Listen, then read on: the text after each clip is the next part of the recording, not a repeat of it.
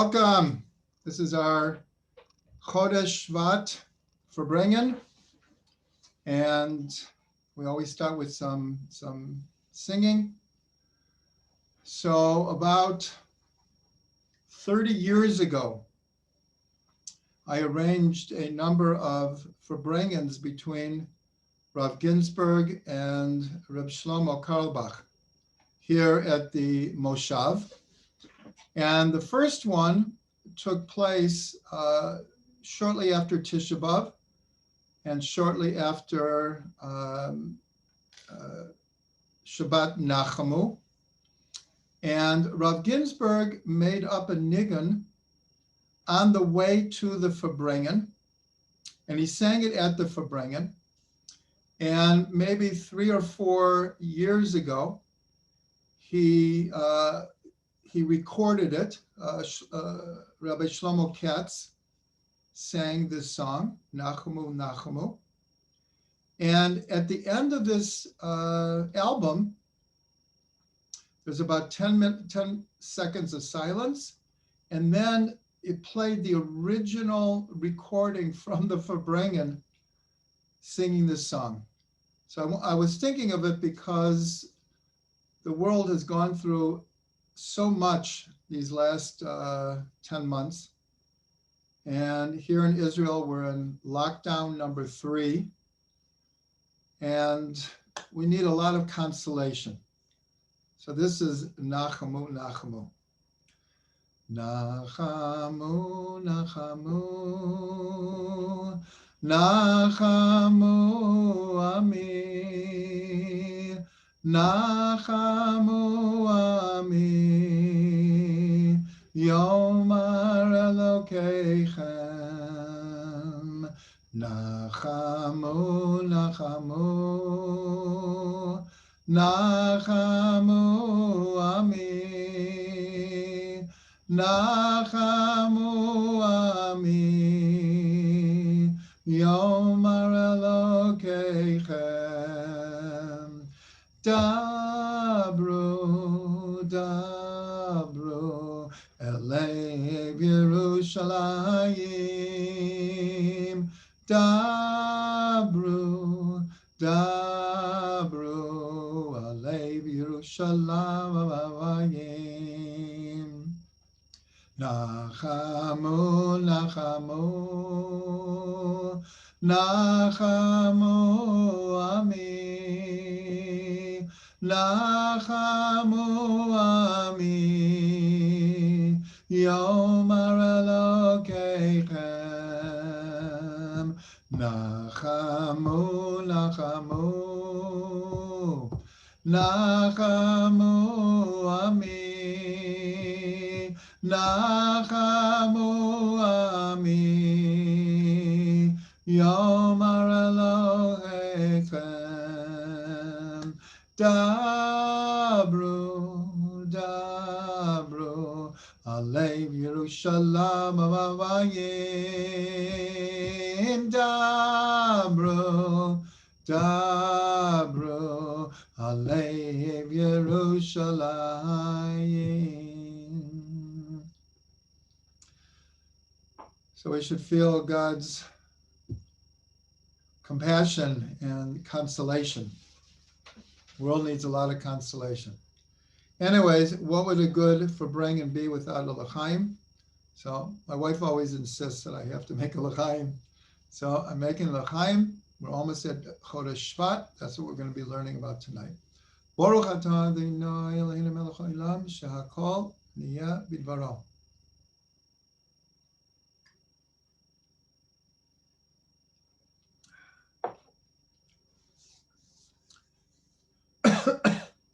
That was strong.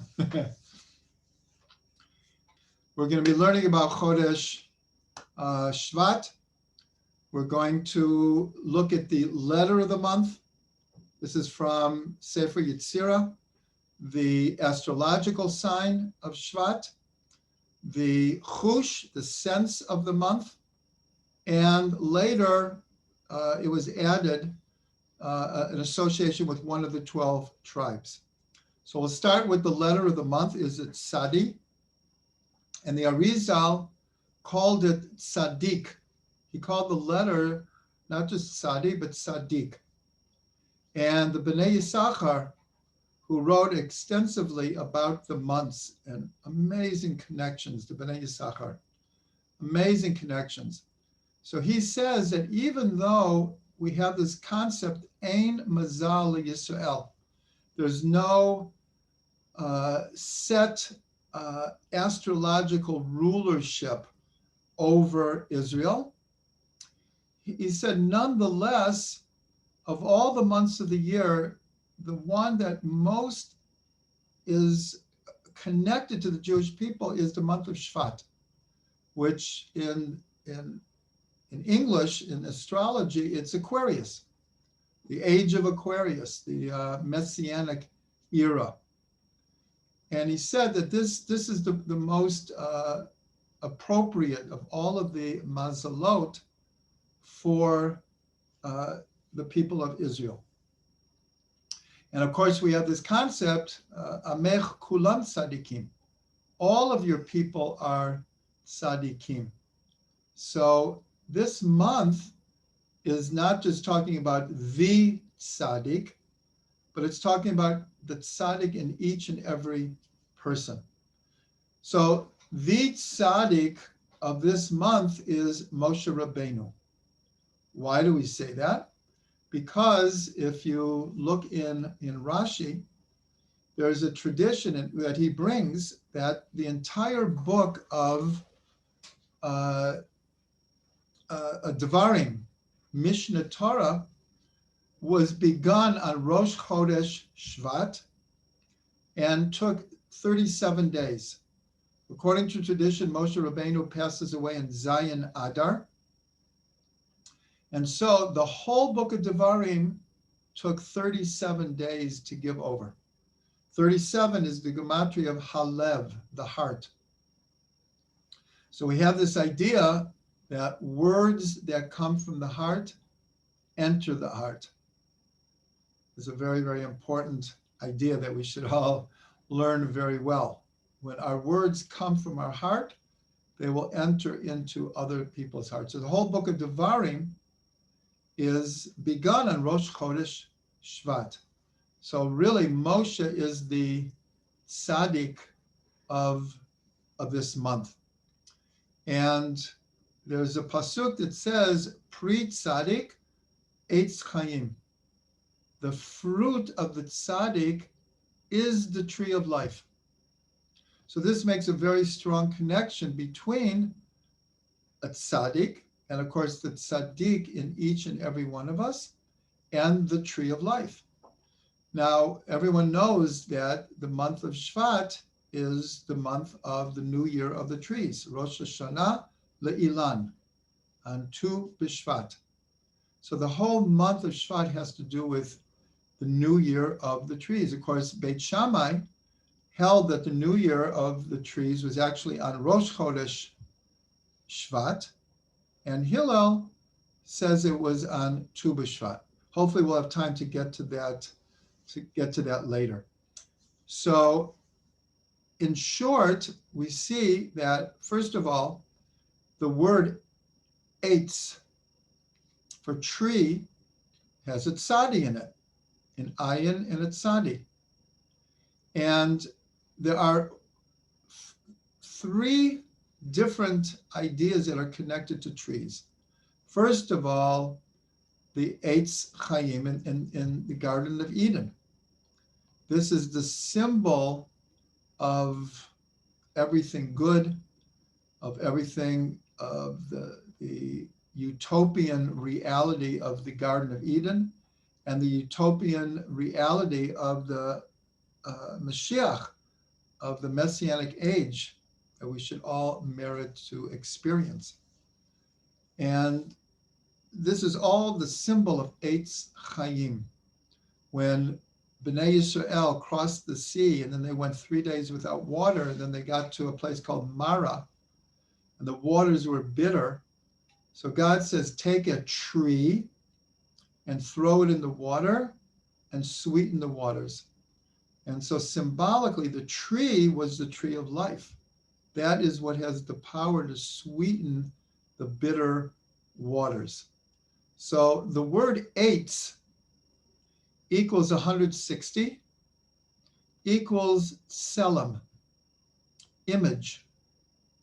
So this is the very, very important concept that we as human beings are created b'tselem Elokim, in the image of God.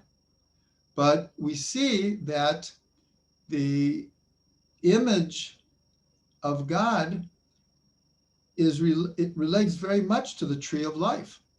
And of course, every time we put the Torah away, we say, Eitz Chaim hi lamacha zikim ba. The Torah itself is called an Eitz Chaim. So here we see that a human being is called a tree because we have the pasuk in Sefer Devarim that Adam eitz hasadeh. A human being is like a tree. And then the Torah is compared to a tree. And what else is compared to a tree? The Sfirot. The Sfirot are actually called Eitz Chaim. That's the name of the teachings of the Arizal. It begins with the Eitz Chaim. But the Sfirot, the form of the Sfirot, and the form of the body, we have a trunk, and then we have branches, and we are like a tree, and just like the Sfirot are like a tree. And all of this is in the image of God. Now, of course, we don't say that God is a tree. That's not what we're saying. But there is the idea of a tree combines the image of God, the tree of life, that a person is called a tree, the Sfirot are called a tree, and the Torah is called a tree. So this is what it means in the Zohar, where it says that God, the Torah, and Israel are all one. And that which connects us is this symbol and image of a tree. Again, the word image begins with a tzadi. That is the letter of this month. So we went through that quickly, but there are lots of really good ideas for contemplation here, especially when we put together the Torah, a human being, the Sfirot, and the tree of life in the Garden of Eden. Now, let's go to the astrological sign of the month. We call it's Aquarius, and the symbol of Aquarius is the water carrier. In Hebrew, it's deli, literally a pail in modern Hebrew, a deli, but it means a vessel that is holding water. So we know, if we're continuing, because the amazing thing every month, that all of the symbols, the letter of the month, the sense of the month, the tribe of the month, the astrological sign, which element it is, fire, earth, air, and water, the permutation of God's name, all of these things go together.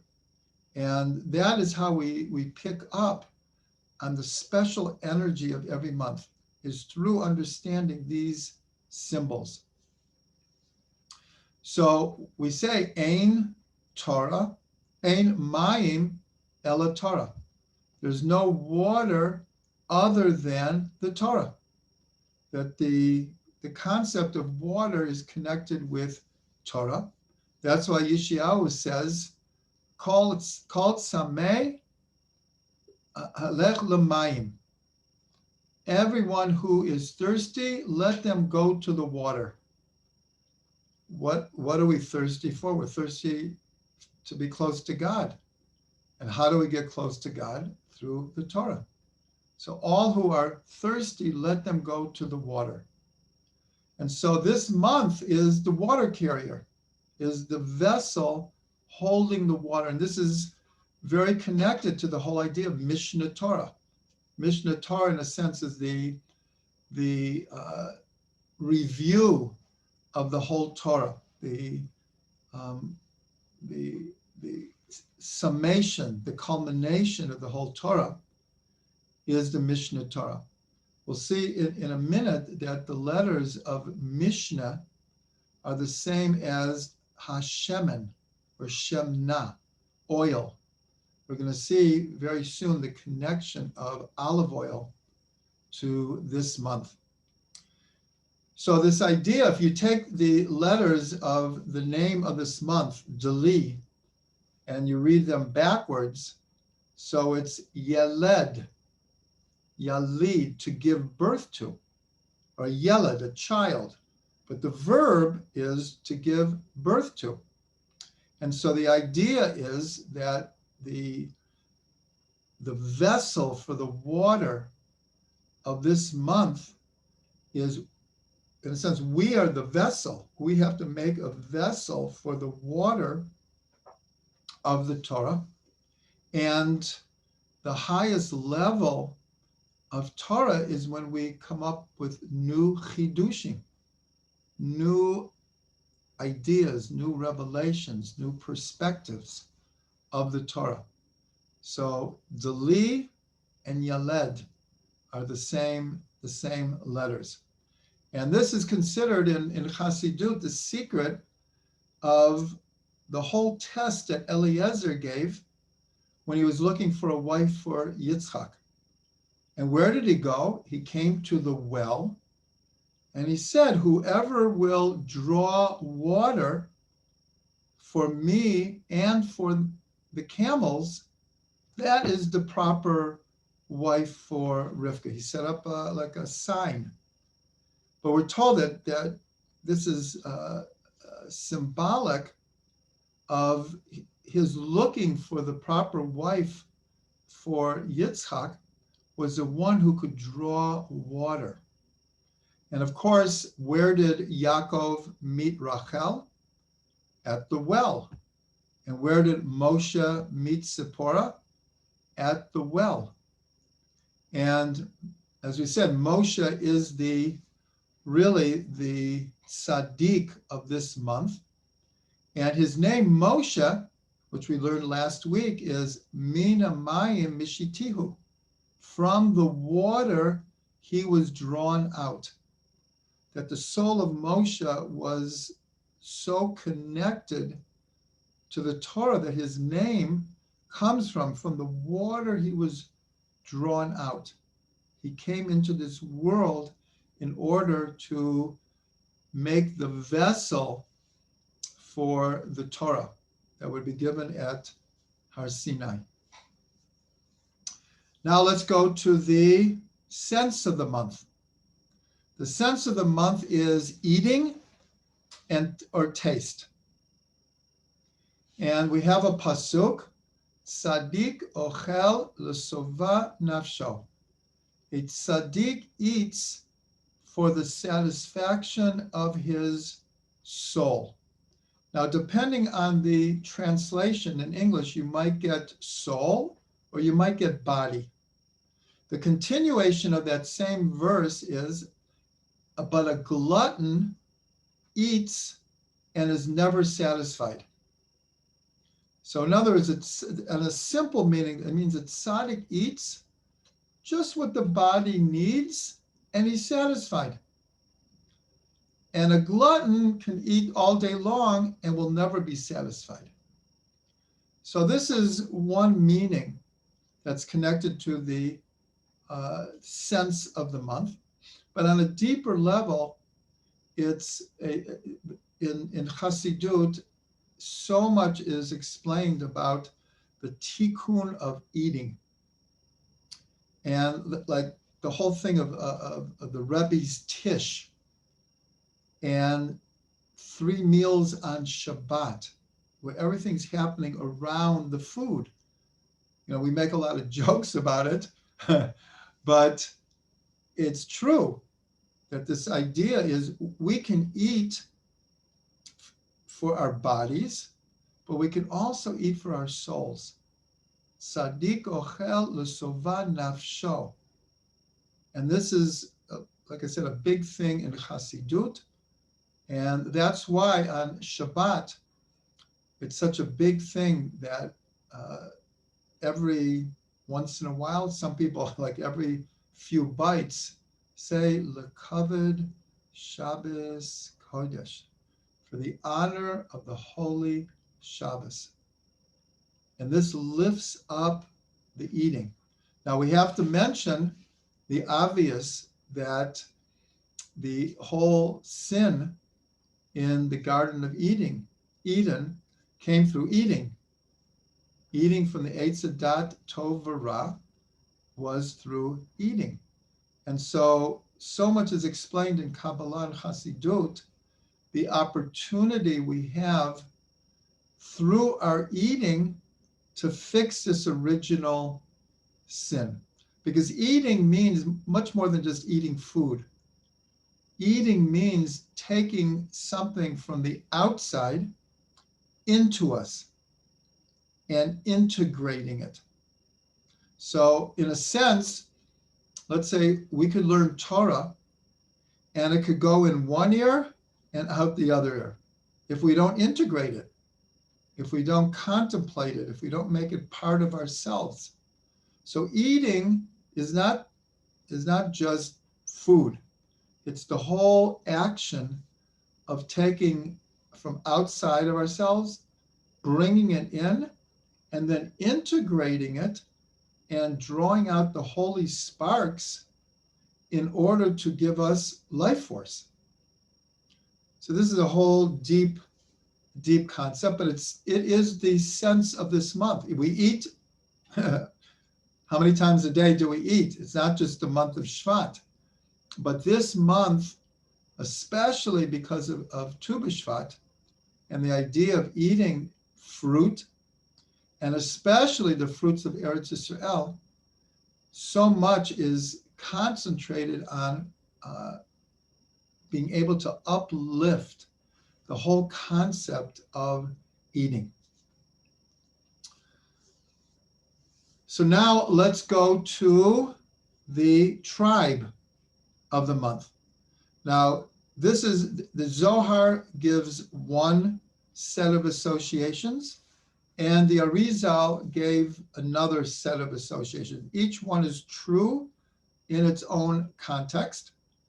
According to the Arizal, the tribe that's associated with the month of Shevat is Asher. And in the Torah, Yaakov gives his 12 sons a blessing, and Moshe did. So I want to read for you the blessings of Yaakov and Moshe. And we'll see that some of the blessings are very similar, and others are somewhat different. But for Asher, so Yaakov's blessing was, Me Asher shmeina lachmo, v'hu yiten ma'adanei melech.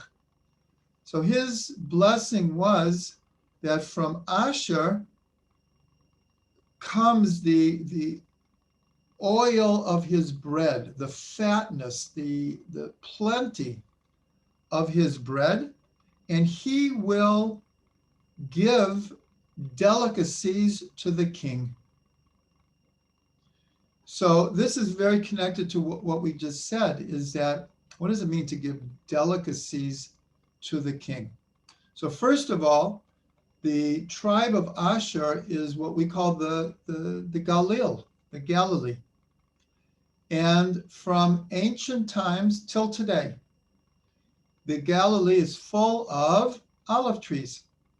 And of course, what comes from olive trees is shemen zayit. So that was a prophetic blessing from Yaakov, because the inheritances of the land had not been given over yet. But Yaakov in prophecy saw that Asher would end up in the Galil. And like I said, for thousands of years, anyone who knows the Galil, it's full of olive trees, some of them very ancient, up to 2,000 years old. Now let's hear the bracha that Moshe gave. Ula Asher Amar Baruch Mibanim Asher Yiratsui Achav V'Telvel B'Shemen Raglo. So to Asher it is said, blessed from all of the sons is Asher. He will be like super accepted and beloved by his brothers. He will dip his feet in oil. So we see that both blessings from both Yaakov and Moshe connect Asher with the idea of eating. He will give me'adanei hamel, he'll give delicacies to the king, and they both mention olive oil. So we'll start with a few connections, and then I want to give over a few ideas from Rav Ginsburg. So first of all, if you look at the word ma'adanei, the delicacies of the king, so we see in it the word Eden. The idea of delicacies comes from Eden, Gan Eden, because like on Shabbos, Oneg Shabbos through the food is reconnecting us to the Garden of Eden and is connecting us to the opportunity to fix the eating of the Eitz Hadat Tov V'Ra. So if you look in the word Eden, so the first two letters, Ayin and Daled, if you switch them around, is Da. Eitz Hadat Tov V'Ra. That was what was in, along with the tree of life. In the middle of the garden was also the Eitz Hadat Tov V'Ra. And according to the Zohar, these two trees shared the same root system. They were, in a sense, mirror images of each other. And that's why we're taught that had they waited until Shabbos, they could have eaten from the Eitz Hadat Tov V'Ra and from the Eitz Chaim. And that's what we're waiting for. We're still waiting to eat from the Eitz Chaim, but we have to fix eating from the Eitz Hadat Tov V'Ra. So in the word Eden is the word Da, is that fixing. So we're going to jump now. Well, actually, I want to add one other thing. The idea of Gan Eden. So this is a Torah from Rav Ginsburg, that the root Gan appears on three different levels here. Gan means garden. So this world, which is full of trees and beautiful nature, is the level of Gan on the level of this world. The same root is Gavan. Gavan means a wide spectrum of color, a Gavanim. So really, when you get to the Olam Yitzirah, then we can see the full Gavan of this world. What we see with our eyes is just the superficial outside. But inside, all of the physical world is a world of energy. That's what matter is. All of matter is energy. And there's this wide spectrum. And then this is very important to understand. This next idea is it's the same root as nigun, a song. Gan and nigun are very, very connected. So when we hear a nigun that moves our neshama, in a sense, it's bringing us back to Gan Eden. It's a very, very deep connection between nigun and Gan. And this is very connected to Tu B'Shvat, because the whole thing on Tu B'Shvat is to praise the fruits of Eretz Yisrael and all of Eretz Yisrael. And we know the beauty of Perek Shira, where every creation has a song. So So this is a very, very big part of Tu B'Shvat, is this appreciation of how the whole creation is singing, is a nigun. Okay, so now a very, very interesting idea where the name Asher is found. So last week at the burning bush, God reveals, for those who were here for the Parsha shir last week, we talked about the name Ekia Asher Ekia. I will be that I will be. And this name is only revealed one time and is really, will truly only be revealed in the Messianic era. So Rav Ginsburg points out that this name, Ekia Asher Ekia, has 11 letters. This is connected to the month of Shevat, which is the 11th month of the year. So at first glance, you'd say, I don't really understand that connection. But look at the word in the middle, Ekia Asher Ekia. The name of the tribe of the month is Asher.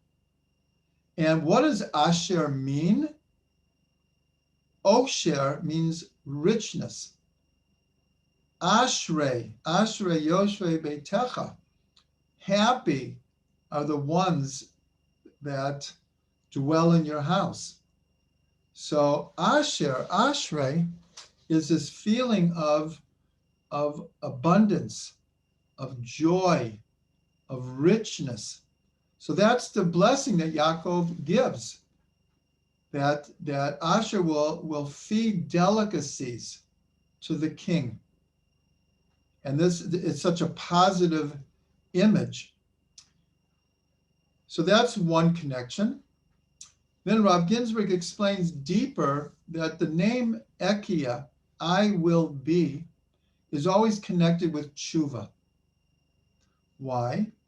Is because when we do tshuva, and again, we're not talking about just tshuva of things we did wrong or missed the mark or mistakes.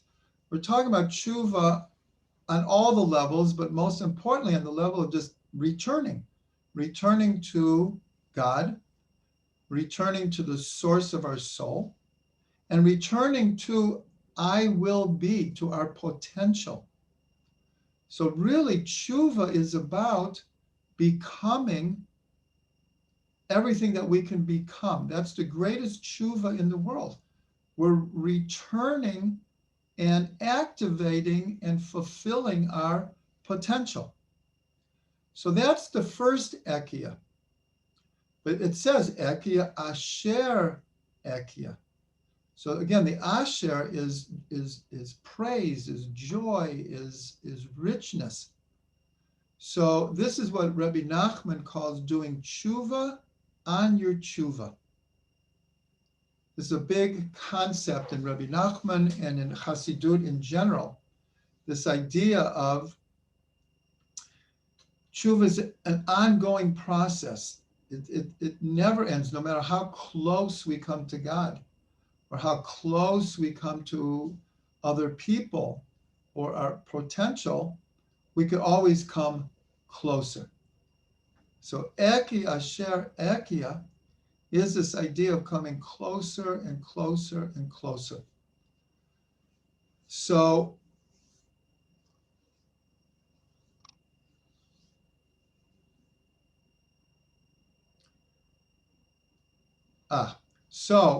it's brought down, Ekia is Gematria 21.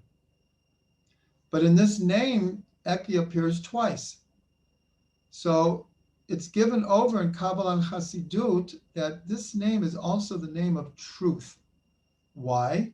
Because when you multiply Ekia times Ekia equals 441, 21 squared equals 441 equals Emet, equals truth. So here we're learning, what is a person's truth?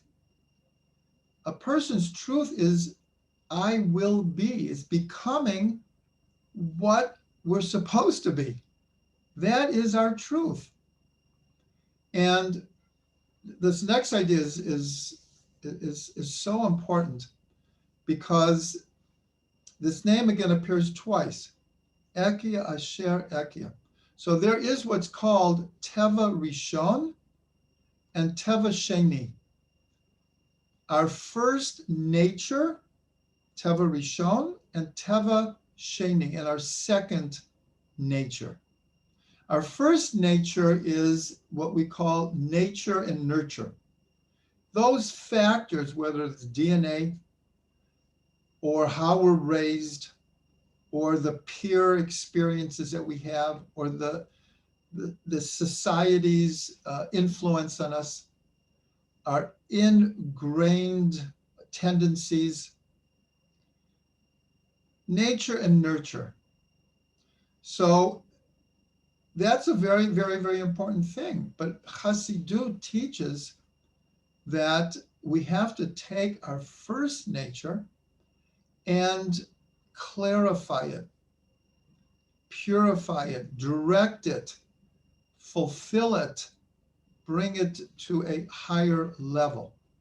Because if we just are a product of our nature and nurture, well, what kind of spiritual work are we doing? Where are the tikkunim? Where's tikkun amidot?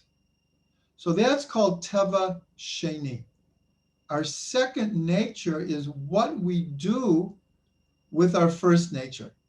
So it's connected to what we'll say that each person is like dealt a hand of cards. You get the cards you were dealt. But what you do with those cards, that's Teva Sheni. So I'm saying all of this because the Gematria, this is the Torah from Rabbi Ginsburg, the Torah of Teva Sheni equals Emet.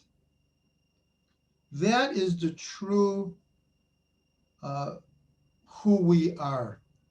And of course, it's based on Teva Rishon, but it only becomes our truth when we work with it, when we hitkafia, in the words of Chabad, when we learn to subjugate and direct and do the proper clarifications and birur, then we can come to what's called Teva Sheni.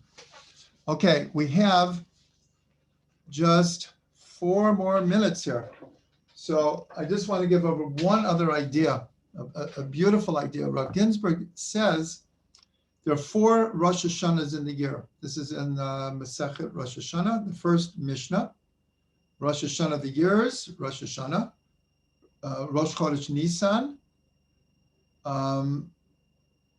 Tu B'Shvat is the new year of the trees, and Rosh Chodesh Elul, or some hold Tishrei in the Mishnah, the new year of tithing cattle. So Rav Ginsburg says that Tu B'Shvat, the whole month of Shvat, is also a new year. And what do we call Rosh Hashanah? Yom HaZikaron, the day of remembrance. So Rav Ginsburg says that on Tu B'Shvat, in the month of Shvat, there is an opening to remember our most primordial antecedents in the Garden of Eden, and even before. So it's brought down that when a student came to the Baal Shem Tov, the first thing he said to them was, "What do you remember? What do you remember?" And the Magi did this also. In order to, like, a little bit like shock a person into delving deep into their subconscious, their supraconscious, to find the primordial source of their soul.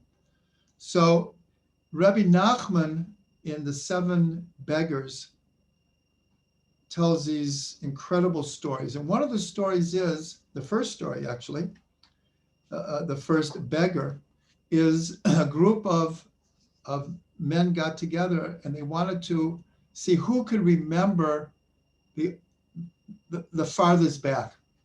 And so they started with the oldest one.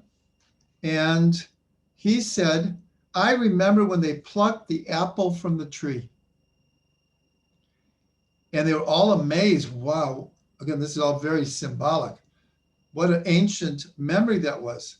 Then the next one, who was a little bit younger, said that he remembered when the fruit first began to form, even before it was picked. The next one said he remembers when they brought the seed to plant the fruit.